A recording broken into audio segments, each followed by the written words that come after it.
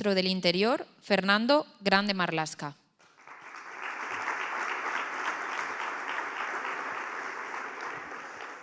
Presidente del Gobierno, vicepresidenta, ministro, ministra, autoridades, amigas, amigos.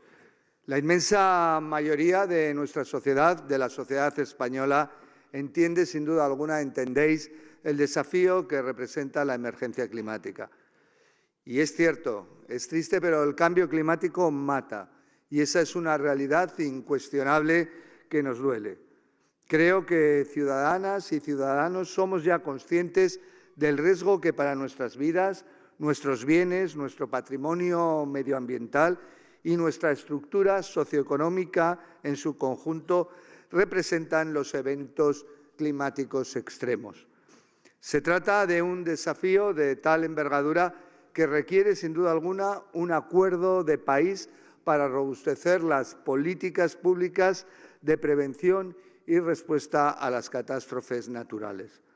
Un acuerdo que dé estabilidad, continuidad y coherencia a nuestro Sistema Nacional de Protección Civil y que refuerce a todas las administraciones públicas de manera coordinada y con una hoja de ruta común, independientemente de quienes las gestionen en cada momento.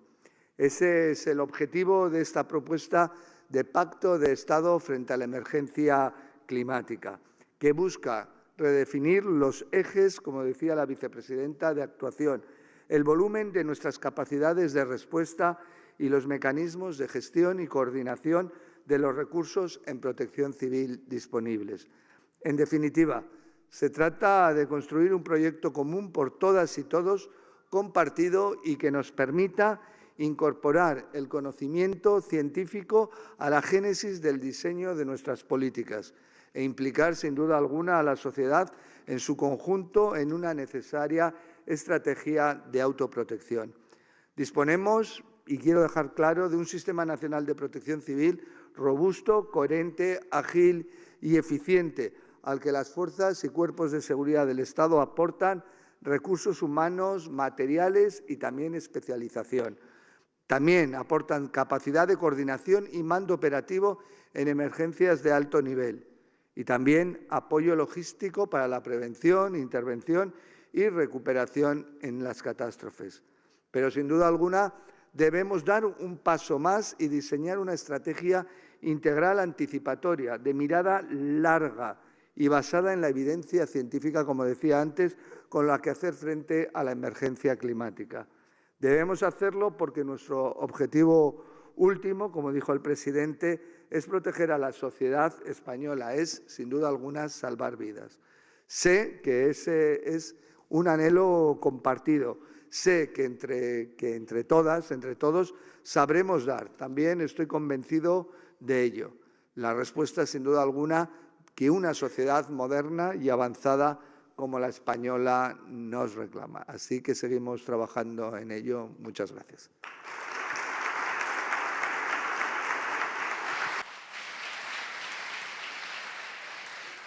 A continuación, toma la palabra el presidente del Gobierno de España, Pedro Sánchez Pérez Castejón.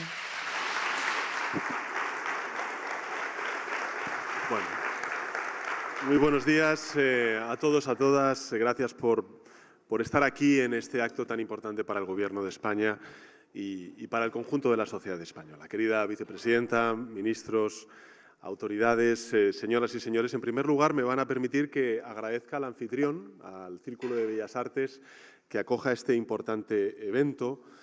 Un espacio cultural para aquellos que vengan de fuera de Madrid y no hayan tenido ocasión de poder conocer su historia, ¿no? Un espacio cultural de referencia con casi 150 años de historia, un lugar donde la cultura, donde, en fin, el arte cumplen su función más valiosa, que es abrir preguntas, que es ofrecer refugio, un refugio, bueno, intelectual, cívico y cada vez también climático, ¿no? Un ejemplo concreto de cómo la cultura, cuando se cuida, protege. Y digo cuando se cuida, porque no podemos darla por descontada. Las instituciones culturales necesitan independencia, autonomía, estabilidad y apoyo público para seguir cumpliendo esta importante misión. Cuando algunos a escasos metros de aquí optan por la asfixia económica a un centro cultural tan importante como es el Círculo de Bellas Artes, referencial, insisto, para Madrid y para muchas partes de España, este gobierno, el Gobierno de España, hace exactamente lo contrario, y es reforzar su compromiso y elevar su apoyo financiero. Porque cuidar la cultura es eso, es cuidar la democracia, y porque no hay transición ecológica justa sin espacios críticos, abiertos, vivos, como es el Círculo de Bellas Artes. Así que, en fin, lugares como este donde se piensa a largo plazo, donde se da valor al conocimiento, incluso cuando ese conocimiento es incómodo para las autoridades, para el poder político, o cuando se cuestionan inercias muy asentadas, es justo reconocerlo y apoyarlo. Veréis, no sería la primera vez que una advertencia incómoda llega antes que la conciencia colectiva. Y me voy a remontar al año 1974, cuando un afamado diplomático, académico también, un tal Kissinger, recibió un informe especial de la CIA. Y ese informe especial, en el año 1974, podemos imaginar que era sobre la antigua Unión Soviética, pero no fue así. No era ni sobre la Unión Soviética, ni sobre el Oriente Medio y su situación, ni tampoco sobre el Vietnam, que acabó afectando a nada más y nada menos que 4 presidentes de Estados Unidos. Ese informe trataba sobre un nuevo factor de riesgo en la política internacional, hasta entonces ignorado por los políticos, y eran las alteraciones en el clima. En 1974.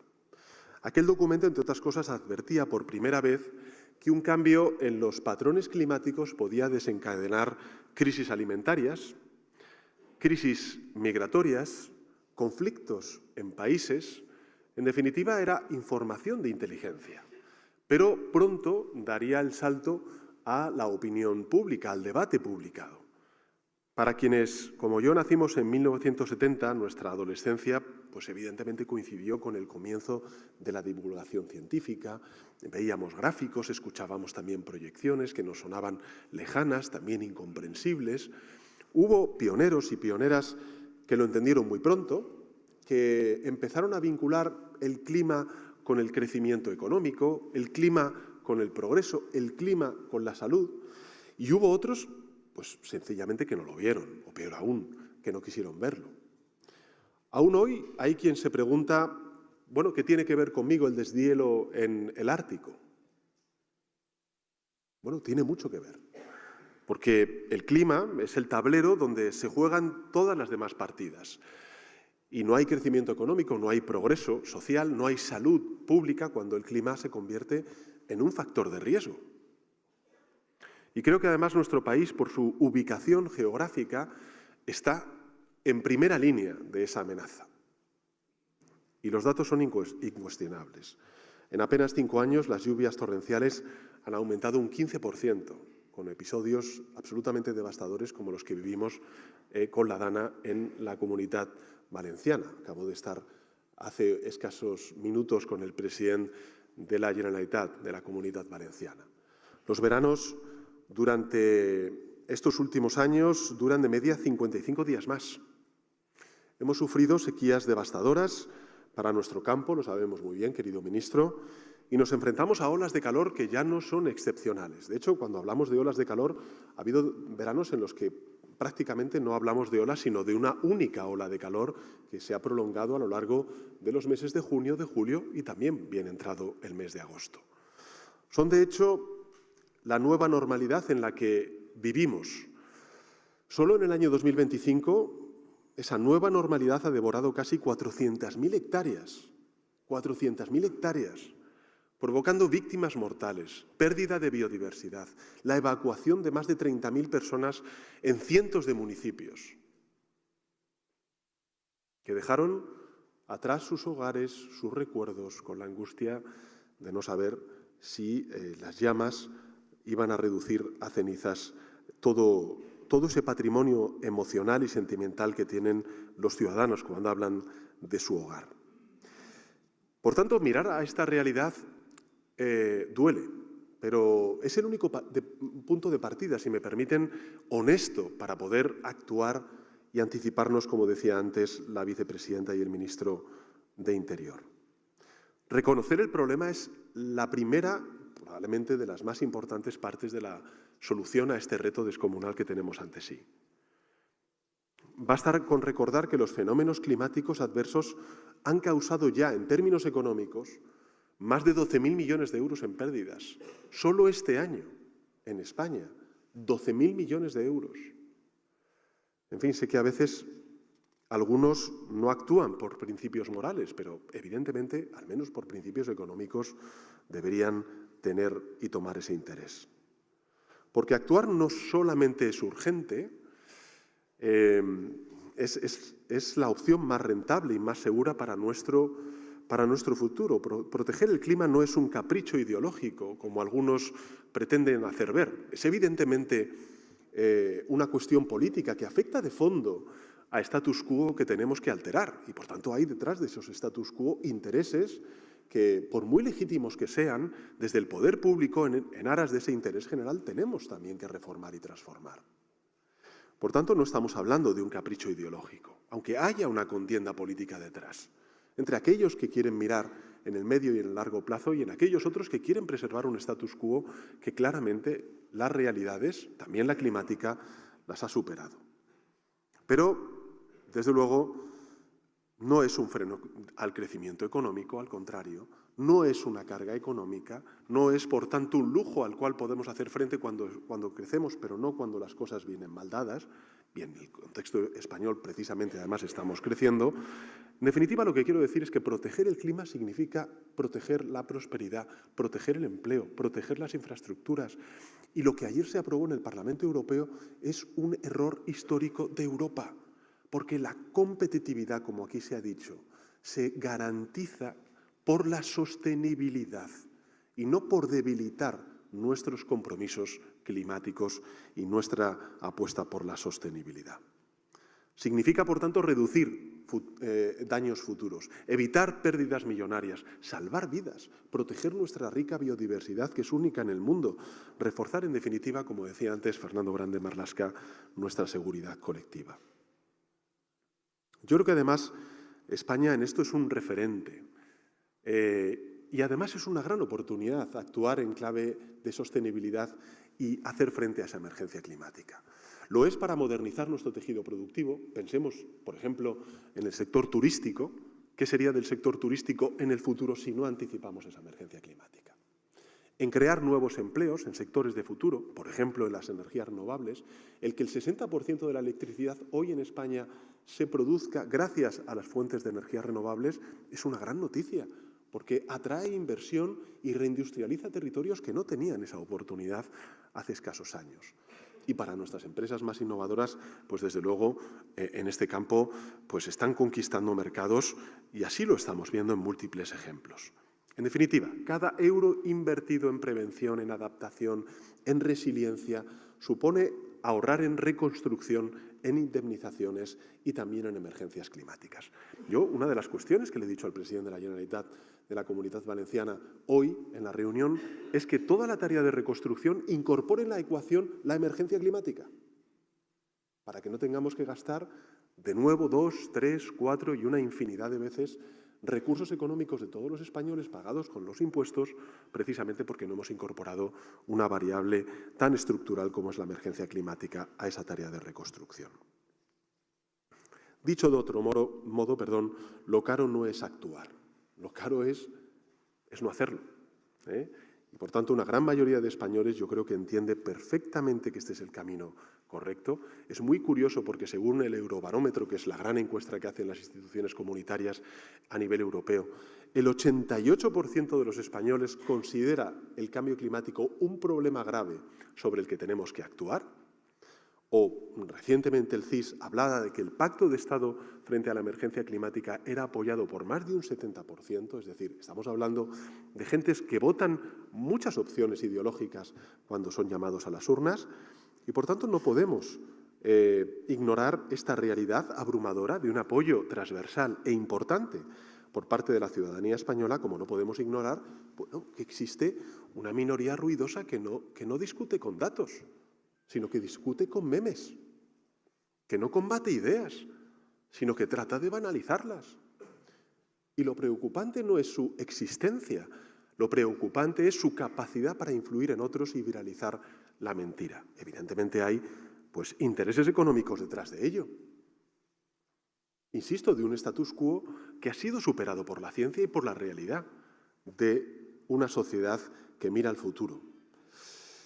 Por tanto, como para hacer cambiar de opinión a fuerzas, en definitiva, y a intereses que no solo firmaron en su día el Pacto Verde o la Agenda 2030, necesitamos un esfuerzo, de ahí también que estemos planteando este Pacto de Estado.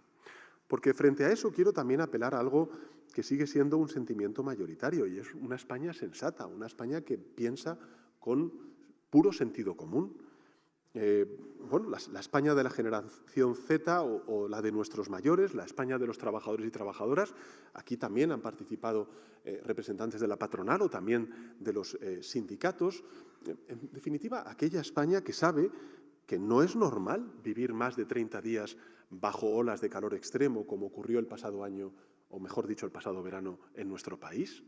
Esa España sensata, vote lo que vote, piense lo que piense, exige con toda la razón del mundo, con todo el sentido común, que el acuerdo impere en un asunto como este. En definitiva, esa mayoría nos recuerda que la respuesta a este desafío no puede depender de quién gobierne España o las comunidades autónomas o los ayuntamientos en función de los ciclos electorales, porque la tarea es de todos. Es una tarea titánica y, por tanto, creo que exige de una determinación en décadas que trasciende las legislaturas y que es, en definitiva, el espíritu que atraviesa este pacto de Estado frente a la emergencia climática. Yo tengo que decirles que a mí me gusta más hablar de acuerdo de país, pero bueno, esa batalla la he dado por perdida ya, porque siempre en términos políticos se habla de pacto de Estado. Pero no es solamente un pacto entre las instituciones públicas, entre los gobiernos o entre los partidos políticos. Es un acuerdo de país donde también tienen que estar incorporados muchos otros agentes que son igual de importantes cuando hablamos de ello. Y quiero reconocerlo porque aquí hay, en fin, 1.300 actores y actrices que han aportado su conocimiento, su experiencia en este reto de país tan apasionante como descomunal. Iniciamos, ¿verdad, vicepresidenta, el camino el pasado mes de septiembre con un documento base elaborado por el Gobierno de España. Dijimos que iba a ser un documento abierto. Lo hicimos claramente para que animara la discusión, el debate, con 10 ejes genéricos sobre los que operar. Al final, efectivamente, han sido 15 ejes. Lo hicimos en una ciudad como Ponferrada, donde además hemos dicho que todas las cumbres del clima que se celebren se van a celebrar a partir de este año ahí, en Ponferrada, más de 600 asistentes, como ha recordado antes la vicepresidenta. Y bueno, pues el documento que hoy se presenta gracias a estas aportaciones son 15 ejes, incluyen 80 medidas concretas, no nos vamos por las ramas, al contrario, concretamos esas medidas y hemos desarrollado procesos y mecanismos recogidos, bueno, pues en los cerca de 4.000 ideas recibidas, que quiero agradecer además a las asociaciones, pero también a las personas que individualmente a través de los medios digitales que hemos puesto en marcha y hemos abierto, pues han participado.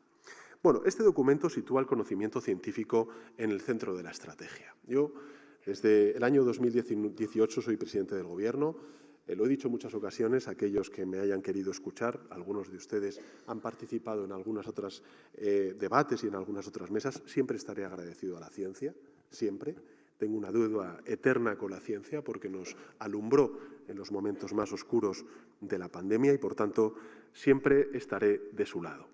Además, quiero decir que no solamente incorporamos a la ciencia en el centro de la estrategia, ponemos de relieve la adaptación de nuestras sociedades a esta emergencia, demandamos a las administraciones autonómicas la actualización de programas y planes de respuesta a los impactos del cambio climático, añadimos un nuevo eje, como decía antes la vicepresidenta, sobre sistemas costeros, marinos, en un país como el nuestro, donde efectivamente tenemos muchos kilómetros de costa, y no solamente en Galicia y en Andalucía, y pone el foco en la lucha contra la desinformación climática.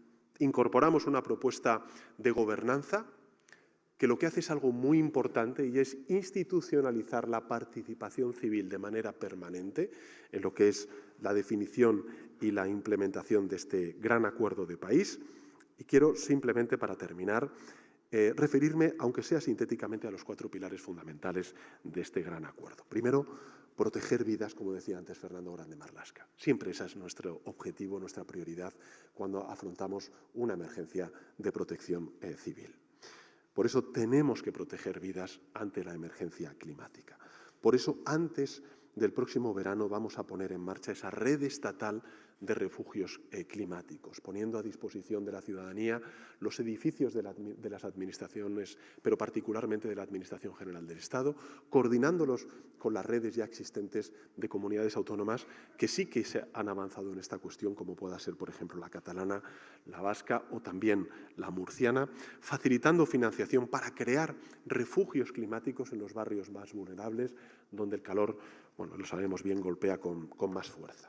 Segundo, garantizar el agua hoy y mañana.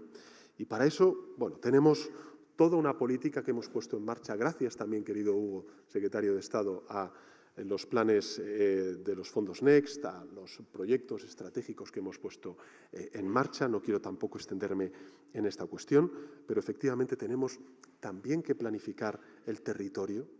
Tenemos que evitar usos de riesgo en zonas inundables, que además ya están, digamos, de alguna manera incorporadas en la definición de la seguridad nacional que el Gobierno de España está elaborando y que ya ha incorporado, y convertirlo en una prioridad, el uso efectivamente del agua en el presente y en el futuro. Tercero, cuidar nuestro campo. Desde luego, creo que es muy importante, y quiero agradecerlo, la participación no solamente de las asociaciones ecologistas, sino también de las asociaciones pertenecientes al mundo agrario.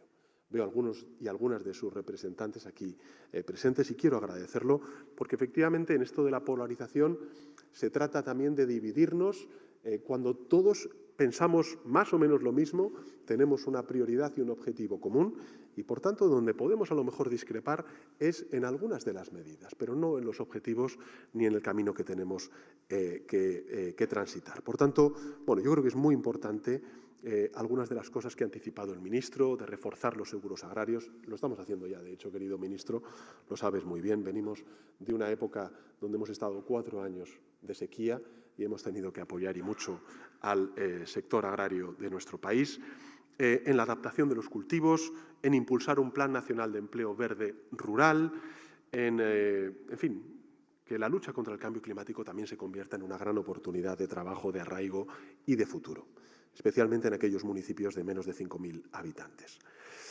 También me gustaría anunciar lo siguiente, ¿no? Y es que el Ministerio de Transición Ecológica y Reto Demográfico va a financiar los planes contra inundaciones en los municipios de menos de 5.000 habitantes. Y también vamos a destinar 20 millones de euros para los planes contra incendios en estos pequeños municipios.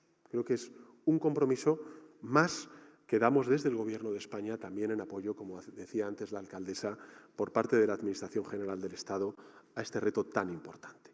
Cuarto, como decía antes, la ciencia debe estar al volante. Vamos a crear un plan nacional de científicos y de científicas del cambio climático para que las decisiones que se tomen con datos, con modelos, con evidencia científica y no con intuiciones y también con ocurrencias. Antes, alguna de las intervinientes decía que con ello estamos reduciendo la capacidad de intuición que tenemos los políticos y políticas y nosotros, desde luego, desde el Gobierno de España, lo agradecemos. El que tengamos ese aporte, ese apoyo de la comunidad científica es de suma importancia y de suma ayuda. Este pacto, por tanto, señoras y señores, me gustaría que entre todos hiciéramos esa capacidad de expandirlo fuera de estas maravillosas paredes del Círculo de Bellas Artes, porque no es un pacto como un brindis al sol, ni una foto. Viene acompañado de inversión, de gobernanza, de seguimiento, de compromiso político. Y proponemos una comisión de seguimiento, grupos de trabajo en el Consejo Nacional del Clima y la participación directa de la Conferencia de Presidentes y Presidentas Autonómicos. Queremos, por tanto, un pacto que sea vivo, que sea dinámico, que sea abierto, que se vaya adaptando a las realidades y también a la propia experiencia que podamos ir adquiriendo con revisiones periódicas, con indicadores públicos, con rendición de cuentas. Por eso, el siguiente paso, lo ha anticipado antes la vicepresidenta, pero me parece muy importante, es llevar este gran acuerdo al Congreso de los Diputados y Diputadas para que sea debatido, para que sea trabajado y, esperamos, sea ratificado por la mayoría de los grupos parlamentarios. Y ahí, pues humildemente también les pedimos que nos echen una mano. Pues somos un gobierno de coalición con minoría parlamentaria y toda ayuda es poca. Por tanto, todos aquellos que desde fuera puedan ayudarnos saben que van a contar con nuestro aplauso y nuestra gratitud eterna. Pero en todo caso, mi responsabilidad también como presidente del Gobierno es apelar al sentido común de todos los grupos parlamentarios, a aportar, a seguir mejorando el texto desde la responsabilidad y desde el interés general. Y me gustaría, por tanto, culminar con esta petición, hacerlo además recordando, no sé si lo han visto, no ha sido portada de los medios de comunicación, no ha abierto telediarios, pero a mí fue una noticia que me sobrecogió.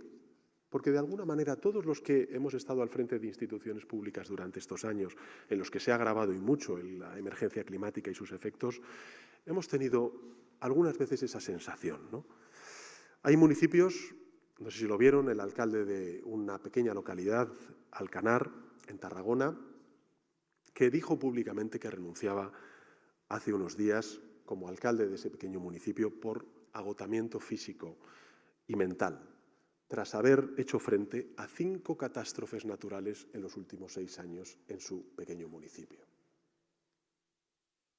convirtiendo la emergencia en rutina. Bueno, yo creo que este pacto no es sino eso, es un escudo para España. Es un escudo para España, es una red de protección para España, es certidumbre para las inversiones, es seguridad para las familias, es tranquilidad para quienes saben que este desafío no va a desaparecer durante la próxima legislatura, desgraciadamente. Queremos que, siendo uno de los países más expuestos de Europa, como nos dice la comunidad científica, España sea también el mejor preparado.